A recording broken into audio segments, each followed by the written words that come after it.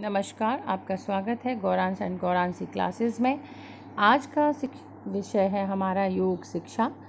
ये है BEd second year का पेपर 204 है और भी आपको अन्य प्रतियोगिताओं में ये काम आएगा। योग शिक्षा को जानने से पहले हमें थोड़ा सा भारतीय दर्शन को बताना पड़ेगा, क्योंकि भारतीय दर्शन का ये एक हिस्सा है, इसीलिए भारतीय दर्शन को समझते हैं। भारतीय दर्शन को दो भागों में बांटा गया है, आस्तिक और नास्तिक। आस्तिक वो चीज़ होती है जो वेदों की सत्ता पर विश्वास करने वाली होती है, यानी कि वो मानते हैं कि ईश्वर भी है और कोई शक्ति है जो हमें चलाती है, लेकिन साथ ही साथ वो वेदों के यानी कि प्रकृति सभी चीज़ों को क्या मानते हैं, वेदों की सत्ता पर पूरी तरीके से विश्वास करते हैं। नास्तिक वो लोग हैं जो वेदों की सत्ता पर विश्वास नहीं करते हैं। अब आस्तिक को भी इन्होंने दो भागों में बांटा है, वेदों पर निर्भर और स्वतंत्र उद्भव। वेदों पर पूर्ण रूप से जो निर्भर हैं वो हैं वेदांत और मीमांसा। ठीक है, स्वतंत्र उद्भव ये इसमें एक खुद की एक नई विचारधारा हुई। ये वेदों पर विश्वास करती है, लेकिन साथ ही साथ इनका खुद का एक क्या है, विचार है, एक अपनी सोच है। सांख्य, योग, न्याय, वैश्विक। नास्तिक दर्शन में चारवाक, बौद्ध, जैन। अब हमारा विषय है योग, इसके बारे में जानेंगे। योग शिक्षा से पहले मैंने आपको बताया कि योग दर्शन को जानना अति आवश्यक है। तो वही चीज़ है कि योग विचार, एक ऐसा विचार जिसने पूरे विश्व को आज नया रूप प्रदान किया है, लेकिन इसकी रूपरेखा बहुत समय पहले ही रखी जा चुकी थी।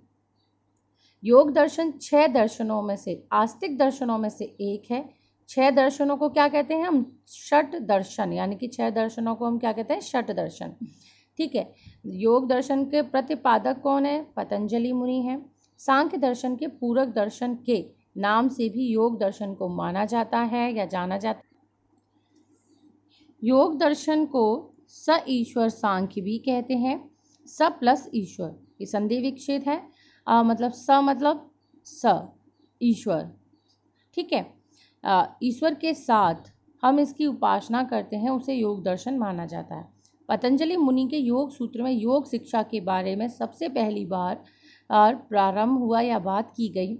यह जीवन के प्रत्येक हिस्से के साथ जुड़ा हुआ है। योग व्यवहारिक है, मनोवैज्ञानिक है और वैज्ञानिक भी है। पतंजलि के अनुसार योग सूत्र में योग की परिभाषा योगस्य चित्तवृत्ति निरोध, यानी कि योग वो चीज़ है जो चित्त मन में आए विकार का निवारण करा जाए। किसके द्वारा, योग के द्वारा।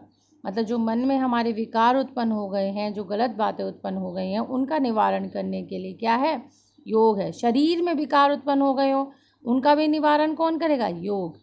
मानसिक विकार भी उत्पन्न का निवारण कौन करेगा, योग। इससे उदाहरण से समझिए, चित्त, मैंने अभी आपको बताया चित्त वृत्ति निरोधा।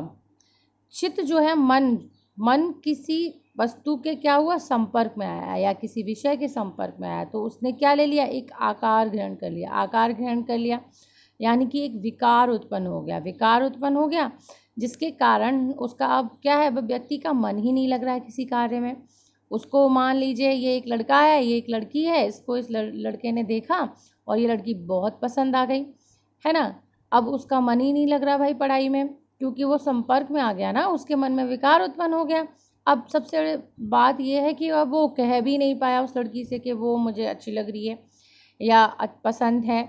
तो उसके मन में जो आकार ग्रहण हो गया, उससे विकार उत्पन्न जो हो गया, उससे क्या हुआ कि चित्त वृत्ति हो गई। चित्त में क्या हो गया, एक विकार उत्पन्न हो गया। अब इसका निवारण करने के लिए, इसका निरोध करने के लिए, है ना, निरोध करने के लिए क्या है, योग। मतलब ध्यान लगाइए, मेडिटेशन कीजिए, आप सुबह सुबह प्राणायाम, आसन, ये सारी चीज़ें करिए, तो उससे क्या होगा कि धीरे धीरे ये क्या ख़त्म हो जाएगा हमारे मन से विकार, और हमें अपने द्वारा से हम सामान्य जीवन जीने लगेंगे। इसीलिए बड़े बुजुर्ग कहा करते थे, सुबह किसी प्रकार का चित्त में किसी भी वस्तु का कोई आकार विकार नहीं होता। इसी कारण पढ़ाई या कोई भी कार्य अच्छे ढंग से अगर करना हो तो वो सुबह सुबह कर लेना चाहिए, है ना। ये बड़े बुजुर्ग बहुत पते की बात किया करते थे हमेशा।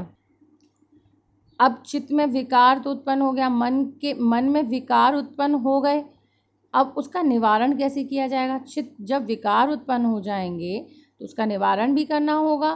तो योग समाधि उसका अंतिम पड़ाव होता है, लेकिन निरोध करने के लिए, यानी कि इसका निवारण करने के लिए, इसको रोकने के लिए, चित्त में विकारों को रोकने के लिए अष्टांगिक मार्ग का प्रयोग किया गया। अष्टांगिक मार्ग क्या है? यम, नियम, आसन, प्राणायाम, प्रत्याहार, धारणा, ध्यान, समाधि। आधुनिक समय में बाबा रामदेव जी ने 2 चीज़ों पर बहुत जोर दिया और उन्होंने पूरे विश्व के पटल पर हमारे योग को दोबारा से जीवित करने का काम किया, आसन और प्राणायाम, जिससे काफ़ी मानसिक, शारीरिक, आत्मिक ध्यान होता है। ठीक है, आसन और प्राणायाम बाबा रामदेव जी ने सभी को बताए हैं।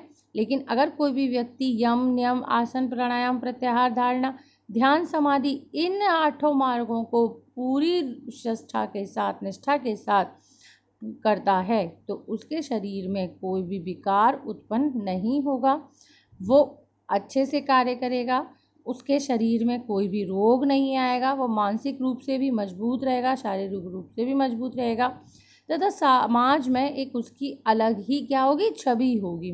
तो योग बड़ा आवश्यक हो गया है आज के समय में। अब हमने ये तो जाना, अब हम आते हैं योग शिक्षा पर। आखिर योग है क्या?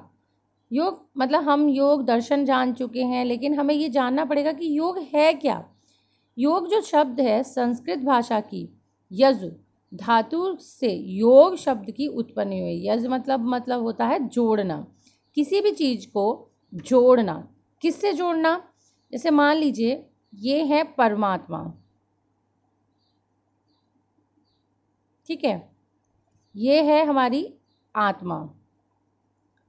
अब आत्मा को, यानी कि जो जीव है, उसको किससे जोड़ना है? परमात्मा से।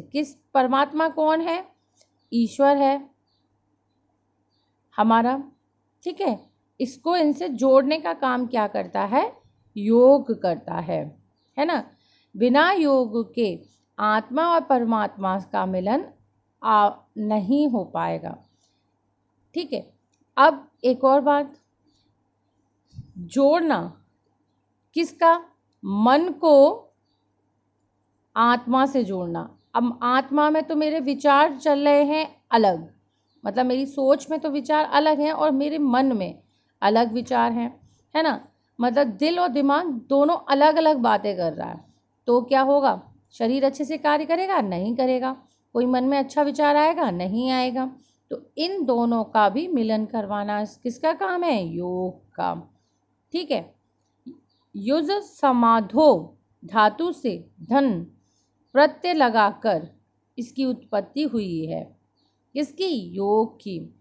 अब हमने योग शिक्षा के बारे में ये जान लिया कि योग क्या है, योग किसको जोड़ रहा है? आत्मा को परमात्मा से, मन को आत्मा से।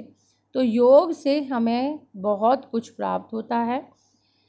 आगे इसी में योग के उद्देश्य, महत्व, आवश्यकता, इसका क्या, इसके अष्टांगिक मार्गों का विवरण सभी बताया जाएगा।